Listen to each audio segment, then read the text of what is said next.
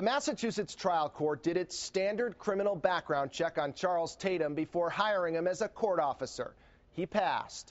But the background check missed Tatum's serious criminal record from another state, a record that includes convictions for sex offenses and burglary. It's similar to the background check used on thousands of other people, from school volunteers to private employees. Now Tatum is accused of new crimes right here in Massachusetts, raising the question, are dangerous criminals getting jobs? Charles Tatum walks into court, a scene he repeated hundreds of times as a court officer. But this time is different. Tatum's not happy about seeing Fox Undercover's camera. That's because he's not going to work. He's going to court as an accused criminal, charged with 2 counts of rape. Hi, Mr. Tatum, could I talk to you about your job as a court officer? No. How did you get that job, sir? Tatum's not talking to our producer, but the police report speaks volumes. It describes a violent assault that left the alleged victim crying and traumatized. She told police that she tried to run from Tatum, but he dragged her back and began hitting and strangling her. Tatum was arrested and charged with rape, but it's not his first run-in with the law. Tatum is a sex offender, convicted in South Carolina in 1986 of sexual conduct, peeping Tom, and burglary charges. Then in 1991, he was convicted again, this time for criminal trespassing. How did you get that job, sir? Your prior conviction in South Carolina? Should you have been a court officer, sir? Sexual misconduct in South Carolina? How did you get that job? Tatum leaves us with a not-so-friendly wave of his hand.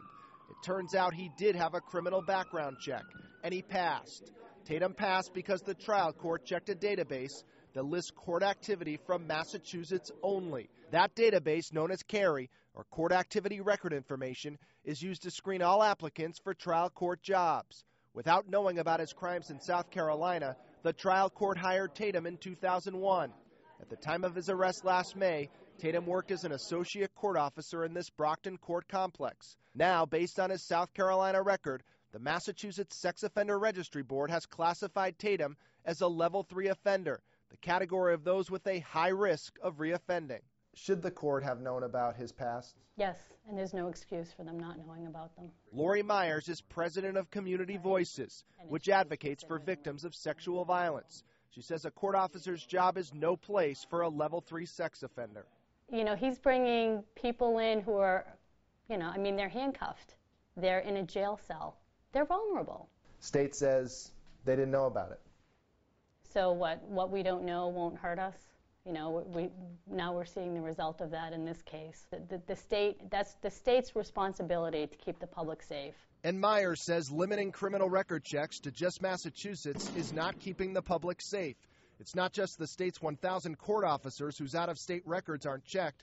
The typical state background check that's done on everyone from coaches to healthcare workers to thousands of other state employees does not cover out-of-state convictions. Do these state background checks give people a false sense of security? Yes.